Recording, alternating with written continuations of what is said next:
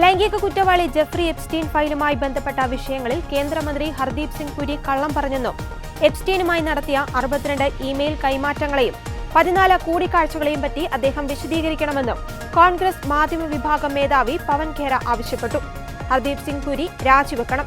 എപ്സ്റ്റീനുമായി നടത്തിയ കൂടിക്കാഴ്ചയ്ക്കിടെ ചർച്ച ചെയ്തതെന്താണെന്ന് വ്യക്തമാക്കാൻ അദ്ദേഹം തയ്യാറാകണമെന്നും ആവശ്യപ്പെട്ടു. ആരോപണങ്ങൾ ഹർദീപ് സിംഗ് പുരി നിഷേധിച്ചു.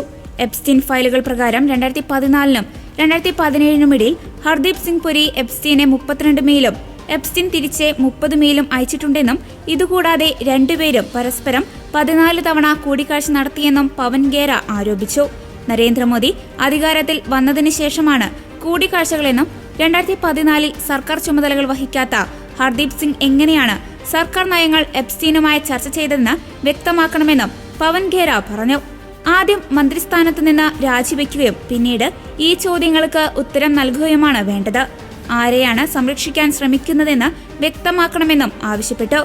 എന്നാൽ താൻ എപ്സ്റ്റീനുമായി കൂടിക്കാഴ്ച നടത്തിയെന്നത് നേരാണെന്ന് സമ്മതിച്ച ഹർദീപ് സിംഗ് ഈ കൂടിക്കാഴ്ചകളും എപ്സ്റ്റീന്റെ കുറ്റകൃത്യങ്ങളും തമ്മിൽ ബന്ധമില്ലെന്ന് പറഞ്ഞു. ഡൽഹിയിൽ നടക്കുന്ന AI ഉച്ചകോടിയിൽ മൈക്രോസോഫ്റ്റ് സഹസ്ഥാപകൻ ബിൽ ഗേറ്റ്സ് പങ്കെടുക്കുന്നതിനെയും ഖേര വിമർശിച്ചു. ബിൽ ഗേറ്റ്സ് ഉച്ചകോടിയിൽ പങ്കെടുക്കില്ലെന്നാണ് സർക്കാർ അറിയിച്ചതെങ്കിലും താൻ പങ്കെടുക്കുമെന്നും പ്രസംഗിക്കുമെന്നുമാണ് ബിൽ ഗേറ്റ്സ് അറിയിച്ചതെന്നും പവൻ ഖേര പറഞ്ഞു.